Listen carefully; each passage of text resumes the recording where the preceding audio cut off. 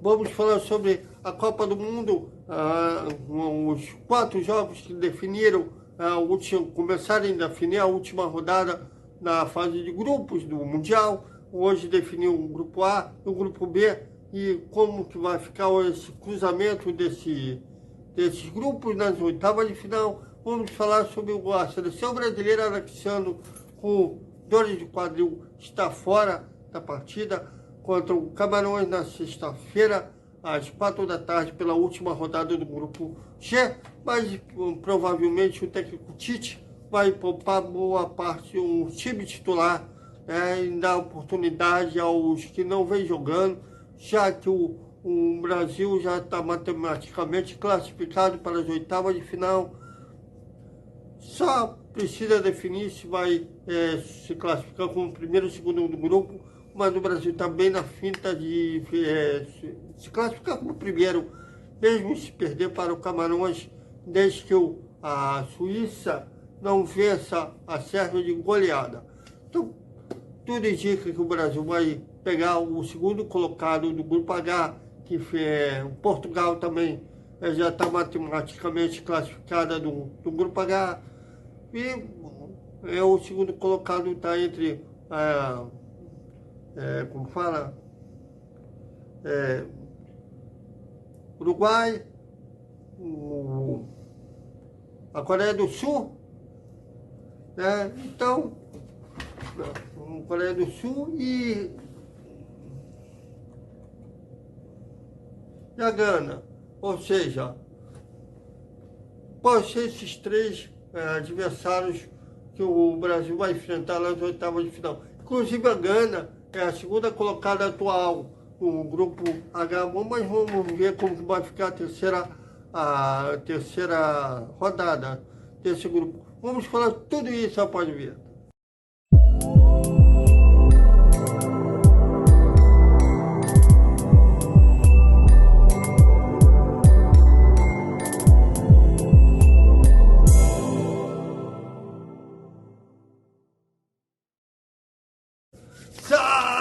Salve galera do futebol, do Vascão, da velocidade, mais um vídeo para o Vasco Velocidade da Copa.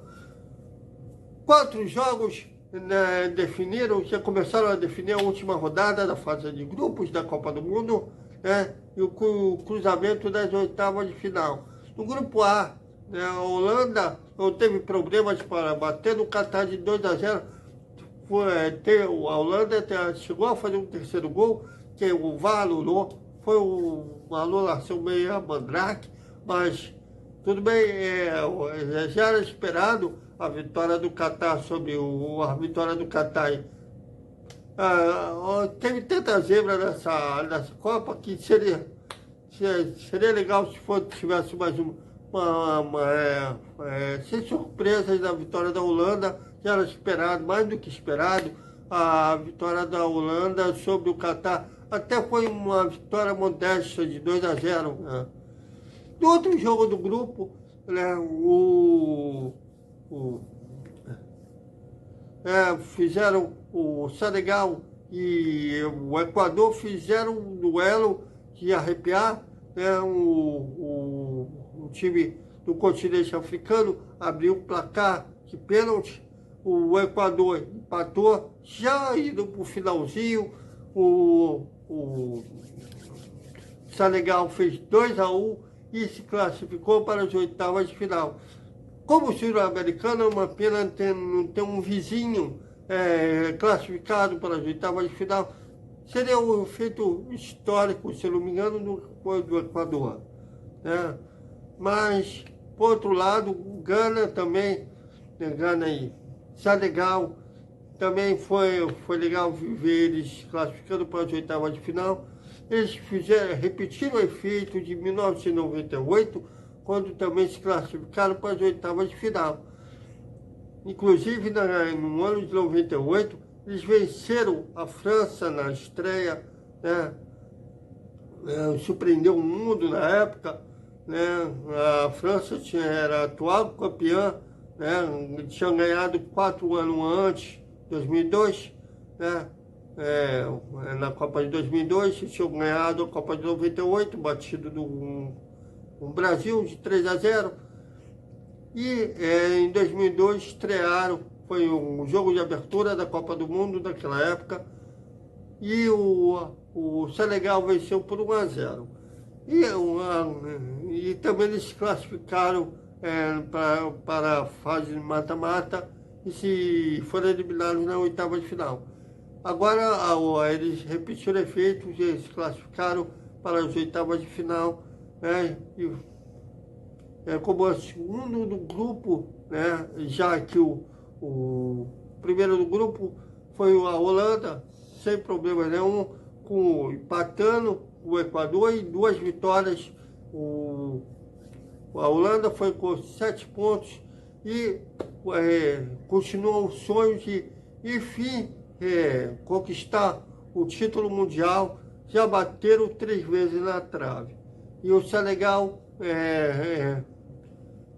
mantém o sonho de fazer história, né? Já que passaram para as oitavas, agora podem passar pelas quartas. Para o país será um efeito gigantesco. No grupo B, a Inglaterra venceu com tranquilidade o País de Gales por 3-0, se classificou em primeira do grupo. Ela que manteve o sonho do bicampeonato. O único título da Inglaterra foi em 1966, quando ela foi anfitriã daquele Mundial. Tem gol polêmico daquele Mundial. Até hoje discute se a bola entrou, se não entrou. Um dos gols da Inglaterra, que o cara chutou, a bola bateu no travessão, descaiu e saiu da linha, mas o árbitro da época viu que a bola caiu depois da linha e marcou gol. Mas até hoje há discussão se aquela bola entrou ou não entrou. Mas a Inglaterra conquistou o título em casa e agora tenta o bicampeonato. Os Estados Unidos venceu um jogo que valia a segunda vaga do grupo, batendo no Irã por 1-0. Jogo nervoso, inclusive já nos acréscimos, os iranenses reclamaram de um pênalti, né, que o árbitro nem o VAR deu.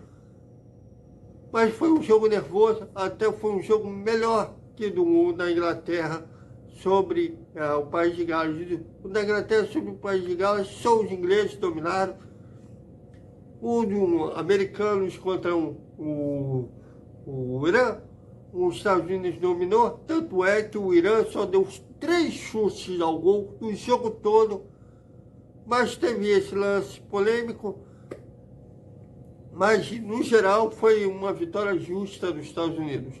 Os Estados Unidos tentam repetir pelo menos o melhor feito do país em Copas do Mundo, que é o 3º lugar na primeira Copa da história, na Copa do Uruguai, de 1930, quando eles chegaram à 3ª colocação. Da era moderna da Copa do Mundo, eles chegaram nas oitavas de final, quando foram sede em 1994, foram eliminados pelo Brasil, 1-0 o gol do Bebeto. Chegaram às oitavas em 2002, chegaram até as quartas. 2010, só em 2006 que foram eliminados na primeira fase. Na Copa passada, que sequer se classificaram para o Mundial. Então, para os Estados Unidos foi até uma volta por cima, já que no Mundial passado eles não se classificaram para a Copa do Mundo. Então, o cruzamento ficou assim nas oitavas de final entre esses grupos. Inglaterra pegando Senegal, a Holanda vai pegar os Estados Unidos. Lembrando que agora, a partir das oitavas de final, não permite empate, né? Tem que ter vencedor.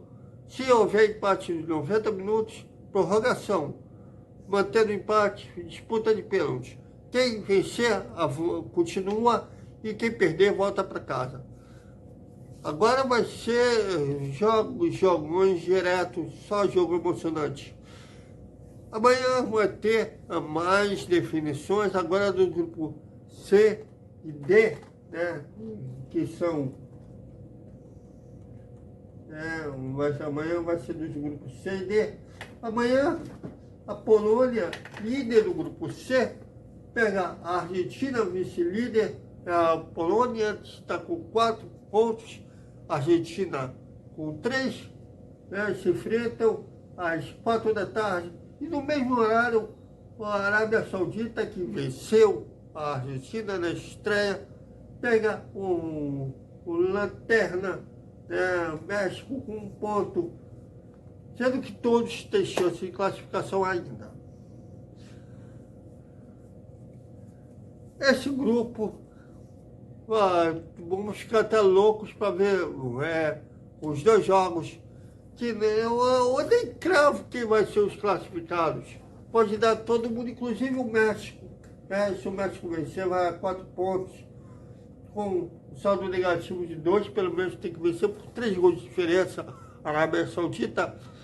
E torcer que a Argentina e Polônia pelo menos empatem para tentar ir para as oitavas de final.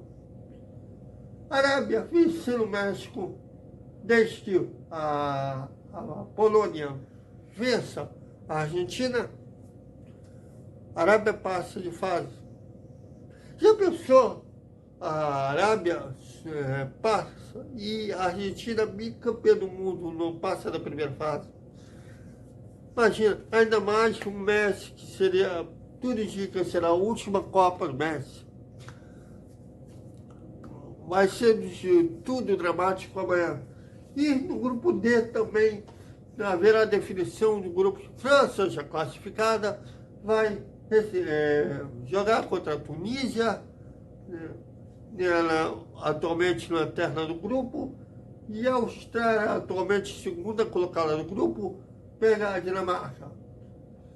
Como eu disse, a França já classificada, mas falta definir a segunda vaga, né?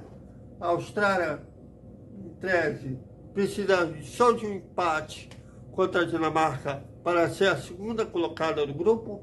A Dinamarca precisa vencer, né, a Austrália. Uma vitória simples já toma o segundo lugar da Austrália. E a Tunísia precisa vencer a França por 2 gols de diferença e torcer que 2 ou 3 gols de diferença e torcer para que a Austrália e a Dinamarca terminem empatadas. Eu acho que a Tunísia, no caso da Tunísia, é um verdadeiro milagre se eles conseguirem se classificar. Mas vamos ver como que fica amanhã, né? Vai ser 2, no caso, no grupo D, os jogos serão ao meio-dia. 4 jogos que prometem amanhã.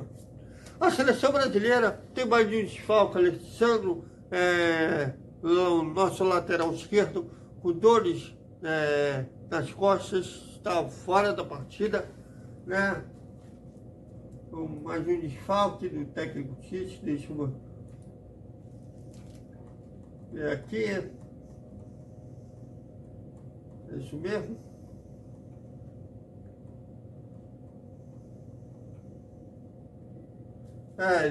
O Alexandre está com dores no quadril. É mais um desfalque, mas a tendência, como o Brasil já está classificado, que o técnico Tite poupe o time titular e o time reserva vá a campo, né? Ele teste jogadores, por assim dizer, dá esse luxo, já que o Brasil já está classificado, né, de testar jogador em pleno mundial. Pode ser jogadores que não ter tido nem entrado na equipe, né, tem a chance de entrar no time, como o atacante Pedro do Flamengo, né? O goleiro Ederson também, que é o Arilson, é o dono da camisa 1, o Arilson seja poupado. O Daniel Alves, que só a convocação dele causou polêmica, começa jogando. O Militão, que jogou como improvisado na lateral direita, na vitória sobre a Suíça, jogue na sua real posição na zaga.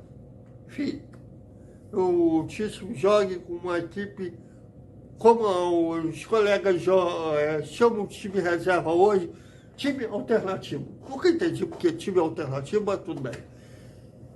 Contra o Camarões. Sendo que o Camarões precisa vencer o Brasil, né, e torcer para que a Sérvia e a Dinamarca terminem empatada, para ver se no saldo de gols os africanos conseguem passar de fase. É uma situação complicada dos Camarões, mas em futebol tudo pode acontecer. O Brasil já está matematicamente classificado, precisando definir apenas se vai se classificar como primeiro e segundo do grupo. No caso, no Brasil era mais interessante se classificar em primeiro, porque tudo indica que Portugal vai se classificar em primeiro do grupo H, evitaria o confronto já nas oitavas de final contra o Canadá de Cristiano Ronaldo. Pode pegar, inclusive, um clássico sul-americano contra o Uruguai. Brasil e Uruguai já decidiram Copa do Mundo. Vamos ver como vai ficar isso, mas o Brasil só não perde a primeira colocação do grupo se perder o Camarões e a Suíça golear a Sérvia. Acho que será uma grande zebra se o Brasil perder o primeiro lugar do grupo. Então, até amanhã com a definição do grupo C e D e mais sobre a seleção brasileira.